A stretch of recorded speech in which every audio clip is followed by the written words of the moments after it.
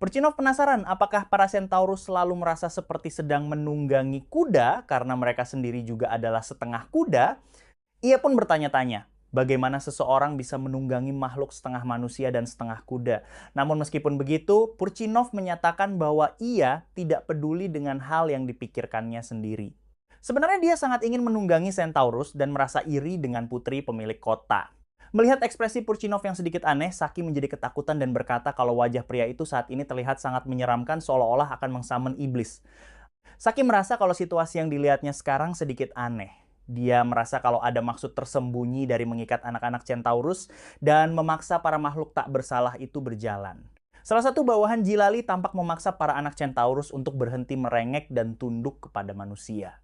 Namun, tiba-tiba sebuah anak panah melesat cepat dan tepat mengenai kepala si pengawal itu dan tentu dia tewas seketika. Ternyata penyerangnya adalah seorang Centaurus jantan bernama Marcelos. Sementara, Purchinov terkejut karena ternyata masih ada Centaurus lain yang berani melawan. Marcelos dengan marah menuntut agar Jilali mengembalikan anak-anak Centaurus itu kepadanya. Situasi pun semakin memanas karena pasukan Jilali bersiap untuk bertempur demi melindunginya. Pertarungan pun pecah, Marcelos bertarung dengan sangat ganas dan terampil. Hal itu membuat Purchinov yang menyaksikan dari jauh terheran-heran melihat gaya bertarung Centaurus yang ternyata jauh berbeda dengan pasukan berkuda biasa. Namun Jilali yang licik justru memerintahkan Taktarus untuk menyerang Marcelos. Tanpa diduga, Taktarus yang seharusnya menjadi sekutu justru menyerang saudaranya sendiri dengan brutal. Ternyata penyebabnya adalah sebuah kalung perbudakan yang melingkar di leher Taktarus. Sementara Saki menjelaskan bahwa kalung itu adalah benda terkutuk yang sudah dilarang penggunaannya ratusan tahun lalu karena dinilai kejam.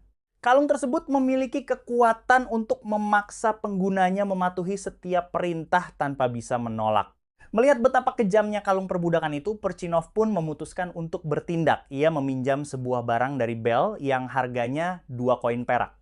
Benda itu tak lain adalah sebuah lentera yang dibeli Saki tadi. Di tengah pertarungan yang semakin sengit, Marcelos merasa kewalahan dengan serangan bertubi-tubi dari saudaranya serta putri pemilik kota.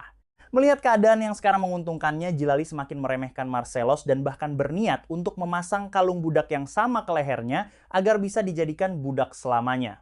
Namun tepat saat itu tiba-tiba sebuah benda melayang ke arah mereka. Ternyata benda itu adalah lentera yang diisi sihir oleh Purchinov.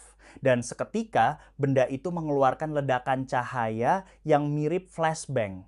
Ledakan cahaya itu membuat semua orang di sekitar, termasuk Jilali dan para pengawalnya, menjadi buta sementara dan panik. Mereka semua berteriak kesakitan dan memegangi mata mereka. Memanfaatkan kekacauan akibat ledakan cahaya tadi, Purchinov memutus tali yang mengikat anak-anak Centaurus.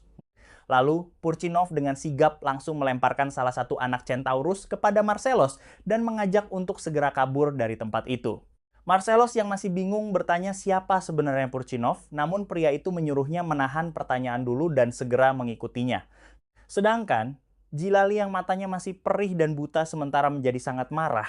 Ia merasa kesal karena targetnya kabur begitu saja dan dengan emosi memuncak, ia memerintahkan anak buahnya untuk mengambil crossbow untuk menghabisi Marcelos yang kabur. Namun, karena serangan dari Purchinov, para bawahan Jilali mengaku kalau tak bisa melakukan pengejaran karena telah dibutakan. Jilali tak peduli dan berteriak memerintahkan para bawahannya untuk menangkap para Centaurus yang lolos. Sementara Marcelos masih curiga dan bertanya-tanya bagaimana Purchinov bisa masuk ke kota dan berniat membantu mereka kabur. Ia sempat mengira Purchinov adalah seorang pedagang budak, namun Purchinov dengan tegas menyangkalnya dan berkata bahwa ia yakin tidak akan membiarkan anak-anak Centaurus diperlakukan semena-mena. Purchinov juga menjelaskan, walau negeri yang ditempatinya sekarang hanyalah tempat asing, ia tidak akan meninggalkan prinsip yang diyakininya selama ini. Marcelos akhirnya sedikit percaya dan memberitahu bahwa ada jalan rahasia di depan untuk keluar dari kota.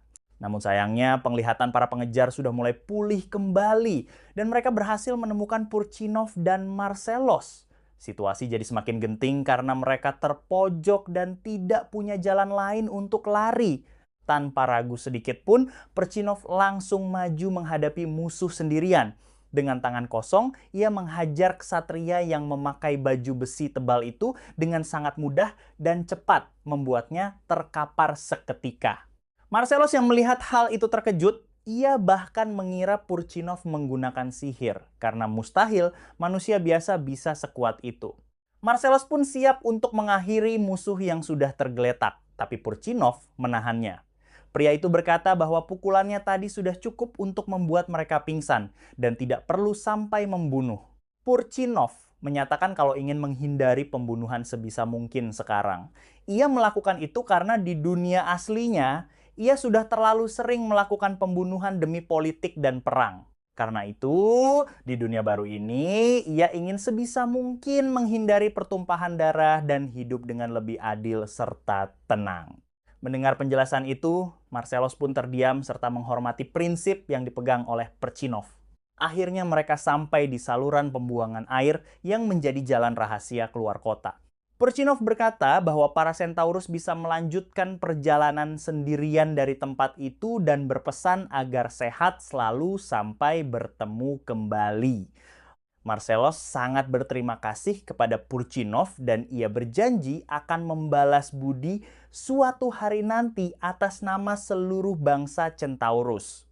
Lalu, sebagai tanda terima kasih, Marcellus memberikan sebuah gelang tenunan istimewa yang dibuat dari bulu dan ekornya sendiri. Gelang itu bisa menjadi petunjuk jika Purchinov membutuhkan bantuan dari Tenkoji, sang dewa pertemanan, dan hal itu akan sangat berguna untuk memudahkan perjalanan Purchinov di dunia barunya. Setelah menyerahkan gelang itu, Marcellus pun pergi bersama anak-anak Centaurus. Kembali ke Guild Petualang, Saki dan Bell sedang mengintip dari dalam dengan panik, khawatir. Karena kalau Purchinov ditemukan, mereka akan terlibat masalah besar. Dan Saki berpikir kalau lebih baik memutuskan hubungan dengan Purchinov, meski dia sedikit kecewa karena uang yang diinvestasikannya akan menghilang begitu saja jika melakukan hal itu. Namun, tiba-tiba Purchinov muncul tepat di belakang Saki, membuat gadis itu sangat kaget.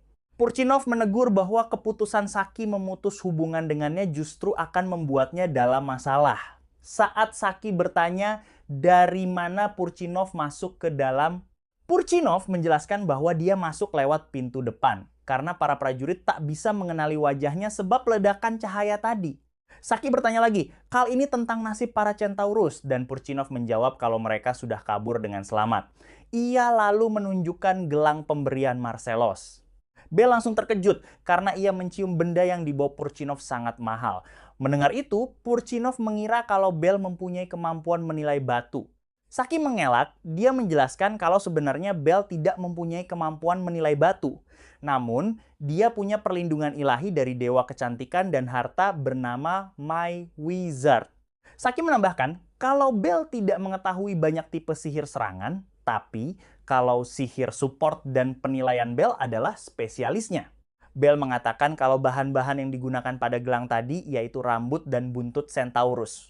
Mendengar itu, Saki menjadi sangat senang karena gelang yang dibawa Purchinov bisa dijual 10 kali lipat dari harga emas. Bell menjelaskan kalau bahan dari gelang tersebut bisa laku untuk batu syir juga. Mendengar kata slime, Purchinov menjadi bingung. Saki pun menyuruh Purchinov untuk melihat kertas yang berisi permintaan membasmi slime. Melihat itu, Purchinov menganggap kalau makhluk itu mirip dengan ubur-ubur. Saki menjelaskan lagi bahwa slime adalah monster yang komposisinya hampir 100% adalah air. Dan jika dibunuh, makhluk itu akan menyusut jadi sebesar batu permata. Jenis inti yang didapatkan bergantung pada slime yang dibunuh. Slime kristal bisa memanjangkan tubuhnya seperti akar untuk menyerap mineral di dalam tanah yang menjadi bagian dari tubuh dan inti slime tersebut.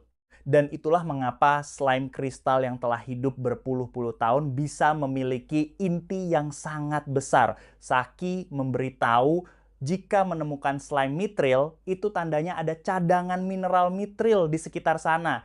Sama halnya saat di dungeon, jika menemukan slime kristal, maka ada beberapa harta karun mithril yang tersembunyi di dalam dungeon tersebut. Mendengar itu, Purchinov mulai menyadari sesuatu. Fakta bahwa ia diberi gelang tenunan itu setelah menyelamatkan anak-anak Centaurus, berarti desa mereka kemungkinan besar memiliki petunjuk lokasi untuk mendapatkan slime mithril yang sangat berharga itu.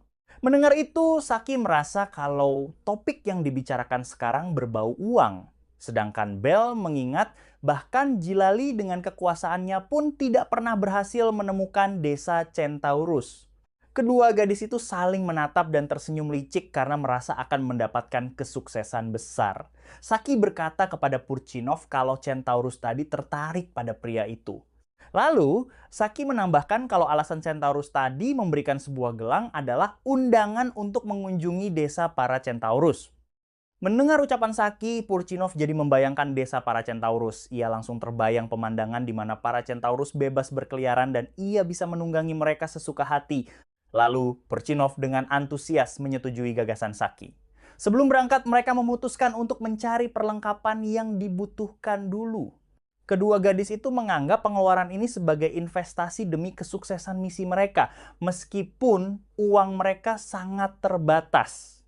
Mereka pun berkeliling membeli berbagai kebutuhan mulai dari baju besi, ramuan, hingga peralatan lainnya. Saat ditanya soal senjata, awalnya Purchinov keceplosan ingin AK-47, tapi dengan cepat dia berkata kalau lebih suka bertarung dengan tangan kosong. Mendengar itu, Saki berkata kalau setidaknya Purchinov memiliki sebuah belati. Lalu, mereka pergi ke toko senjata milik seorang dwarf bernama Majid yang terkenal keras kepala. Ternyata Saki punya hutang di sana. Hal itu membuat suasana agak canggung. Purchinov pun memperkenalkan diri dan menyampaikan maksudnya datang untuk membeli perlengkapan. Namun yang membuat dwarf itu sedikit terkejut, Purchinov justru tidak banyak bicara soal senjata, melainkan ingin tahu segala hal tentang mineral dan logam di dunia ini, terutama mithril. Mendengar itu, wajah dwarf itu langsung berubah serius. Ia mengakui bahwa mithril adalah mineral yang sangat istimewa, lalu bersiap untuk menceritakan lebih dalam tentang logam legendaris tersebut. Dwarf itu pun mengeluarkan sepotong mithril mentah. Ia menjelaskan bahwa dalam bentuk aslinya, mithril tidak jauh berbeda dengan perak biasa dan teksturnya cukup lunak. Mithril juga sering disebut sebagai silver magis. Namun, keajaibannya terletak pada proses pengolahannya. Jika mithril mentah itu dimasukkan ke dalam api dan diberi kekuatan sihir hingga mencapai tahap finalisasi, logam itu akan berubah menjadi jauh lebih keras dan kuat, bahkan 10 kali lebih keras dari besi. Purchinov pun bertanya, apakah hal yang sama berlaku juga untuk inti slime mithril? Dan dwarf itu membenarkannya. Purchinov akhirnya membeli sebuah belati. Setelah perlengkapan lengkap, mereka pun siap berangkat. Sementara itu Jilali dan pasukannya yang sedang mengintai mulai curiga. Mereka curiga Purchinov adalah penyihir hebat yang menggunakan sihir cahaya sebelumnya. Jilali pun memerintahkan anak buahnya untuk terus mengawasi dan jangan sampai kehilangan jejak Purchinov. Mereka menyadari bahwa kelompok Purchinov pasti menuju ke desa Centaurus yang tersembunyi.